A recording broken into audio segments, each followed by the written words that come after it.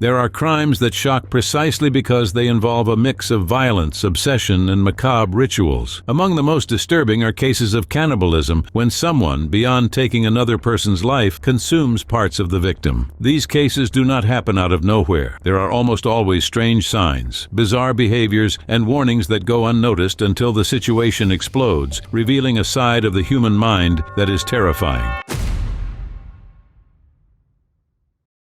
In 1998, a young man named Joseph Oberhansley from Indiana showed dangerous behavior from an early age. At just 18 years old, he became involved with a 17-year-old girl, Sabrina Elder. The couple had a child, but soon arguments and suspicions began. Joseph believed that the child was not his, and that suspicion ended up turning into a tragedy. Overcome by rage and under the influence of illicit substances, he went to his mother's house where Sabrina was and attacked her. The mother tried to stop him but was also injured. Joseph then pointed the weapon at his own head, but survived. The bullet remained lodged in his brain, and this would change everything in his life, and later, the lives of other people. Convicted of manslaughter, he received 12 years in prison. In 2012, he was released on parole. The mother, despite having been one of the victims, forgave him and even defended his release. But that forgiveness would have devastating consequences.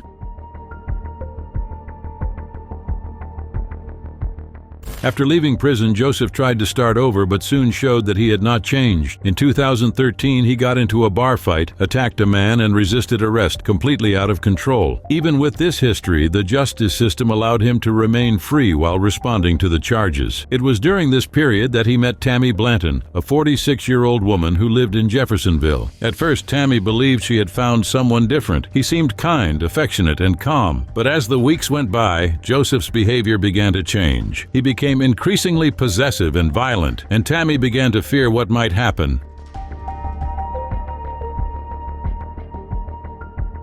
Tammy discovered that her boyfriend had a violent past. Even frightened, she tried to distance herself without causing conflict, but Joseph did not accept the breakup. She even told a friend that he had kept her in the house against her will for 2 days, constantly threatening her. After that, Tammy ended the relationship for good and began to avoid any contact. Even so, he kept showing up at her home and at her workplace. She changed the locks and placed chairs against the doors, afraid of new invasions. In the early hours of September 11, 2014, Tammy woke up to noises coming from the door. She called the police, saying that Joseph was trying to break into her house. The police arrived, spoke with him, and told him to leave. It seemed resolved, but it was not. The next morning, Tammy did not show up at work. Co-workers who knew about the threats called the police requesting a welfare check. When officers arrived, they found Joseph in front of the house, nervous and with injuries on his hands. He tried to interfere with the approach but was detained. In his pocket, there was a knife with traces of blood. Upon entering, the police were faced with a brutal scene. Tammy was dead inside the bathroom, and the place indicated that Joseph had done something beyond anything anyone could imagine.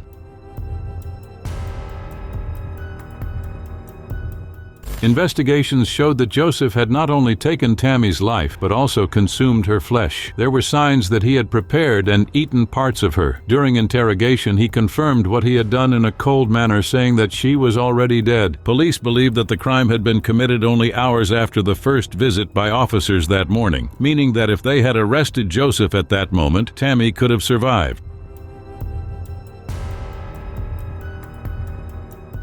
After being arrested, Joseph began to show signs of mental disorders. Experts assessed that he was not fit to stand trial. He spent years in treatment until he was considered mentally competent to face trial in 2018. The first trial, in 2019, ended in a mistrial. A juror revealed to the others that Joseph had already killed someone in the past, which violated court rules. A new trial was scheduled for 2020. This time, the jury saw the evidence and heard the details of the crime. The photos shown were described by prosecutors as worse than any horror movie scene. Even so, Joseph continued to deny everything, saying that 2 men had invaded the house and committed the crime. The defense tried to convince the court that Joseph suffered from serious mental disorders caused by the projectile still lodged in his brain since the gunshot in 1998. Even so, he was found guilty and sentenced to life in prison without the possibility of parole. During the trial, he refused to use an insanity defense, stating that this would be admitting guilt. Until the end, he insisted that he was innocent. The case of Tammy Blandon became known as one of the most brutal in the recent history of the United States, and the population of Indiana will never forget the horror of that day. Today, Joseph remains imprisoned. Meanwhile, Tammy's family and friends continue to fight to ensure that he never leaves prison. The case became a painful example of failures in the justice system. A man convicted of a serious crime who gained freedom and went on to commit something even worse.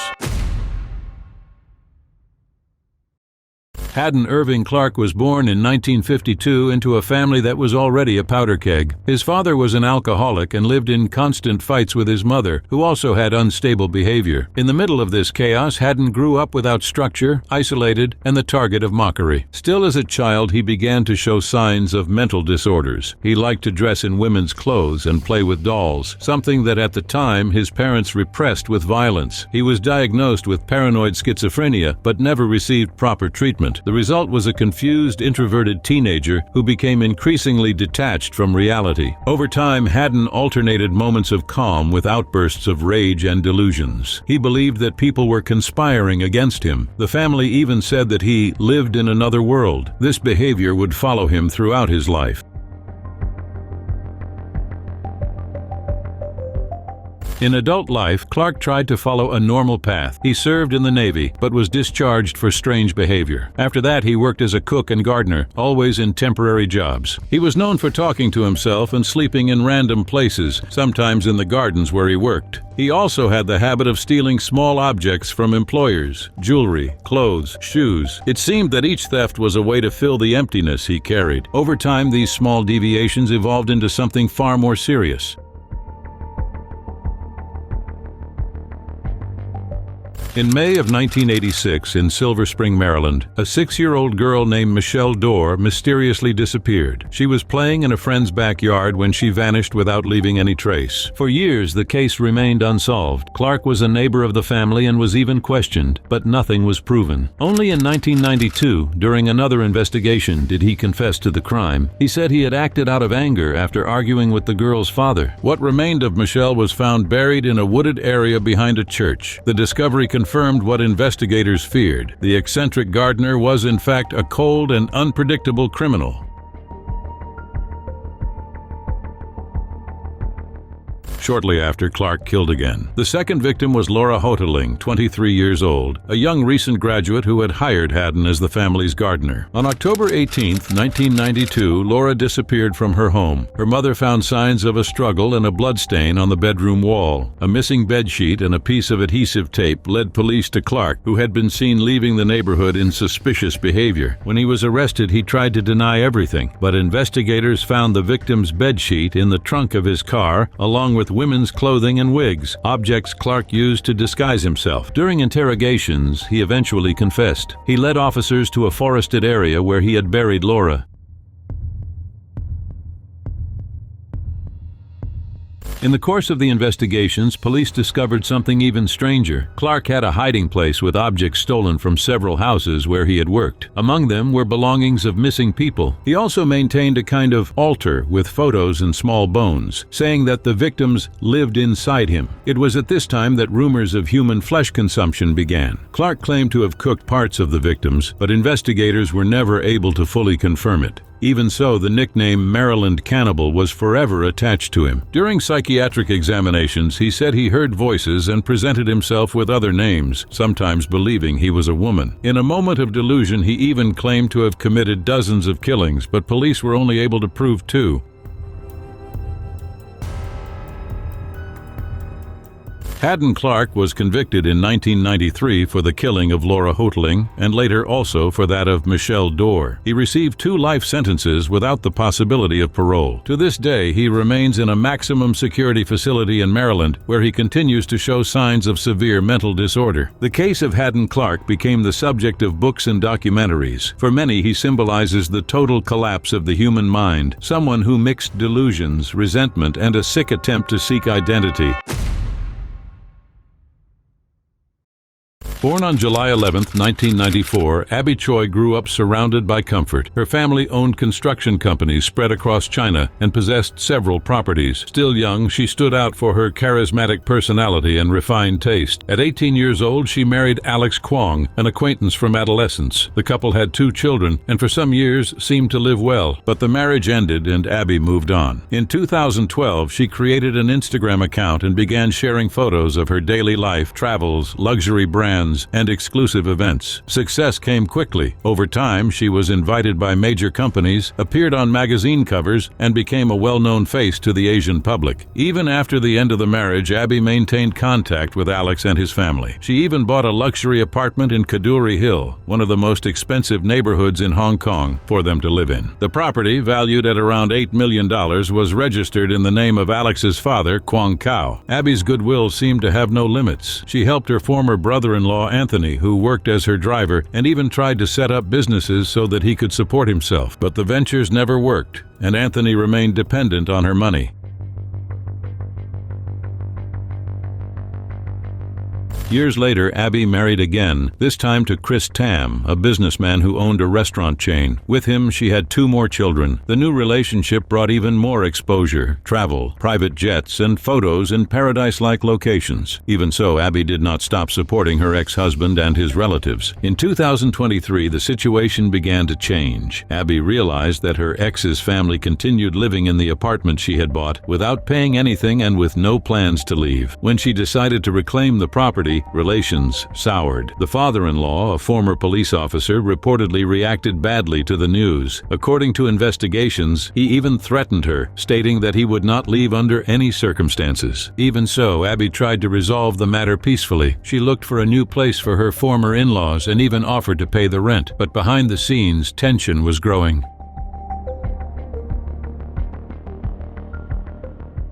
On February 21st, Abby was supposed to pick up her daughter from school, but she never appeared. The family found it strange, since the influencer was active on social media and did not go long without giving news. When calls began to go straight to voicemail, concern set in. The police were called and initiated a search involving more than 150 officers. With access to security cameras, they discovered that Abby had entered a car very similar to the one used by Anthony, the former brother-in-law and driver.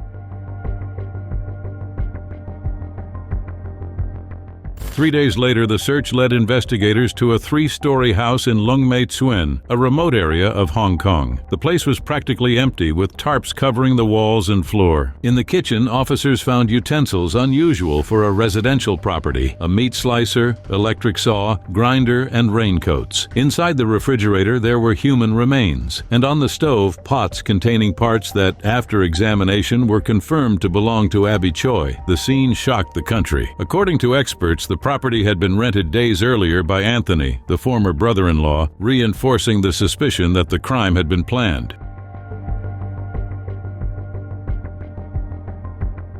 On February 25, 2023, police arrested Anthony. The father, Kwong Kao, and the mother, Jenny Lee Alex, the ex-husband, attempted to flee and was captured the following day at a pier while trying to leave Hong Kong with money and jewelry. All 4 were charged with murder, concealment of evidence, and destruction of evidence. According to police, the crime was motivated by revenge and financial disputes related to the apartment. In addition to them, other people were arrested for helping with the escape and covering up the case. Among them were Anthony's lover and a family friend.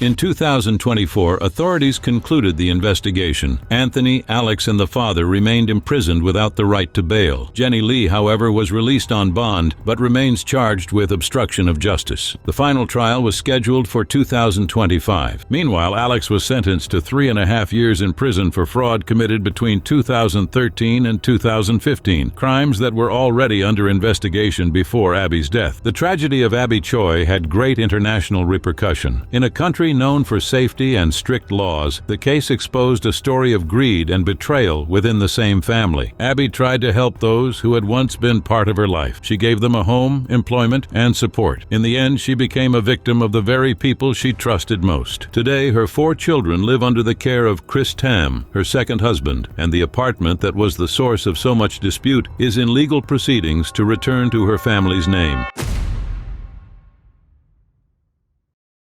On May 25, 2012, Professor Anthony Kinyua from Morgan State University called the Baltimore police to report the disappearance of Kujo Bonsafo Agay Kodi, a Ghanaian student aged 37. Kujo was a family friend and had been living in the Kinyua household for about 6 weeks while awaiting deportation back to Ghana for violating visa rules. That day, he left the house saying he was going for a run, but never returned. The detail is that his belongings, cell phone, wallet, and documents were found in the basement of the house. The family began to suspect that something very wrong had happened. The police were called, searched the property, and used sniffer dogs, but nothing was found. However, the environment already left strange clues. There was a dead animal in the yard and pieces of red paper scattered on the ground, a type of powder used in rituals and, according to some myths, capable of confusing tracking dogs.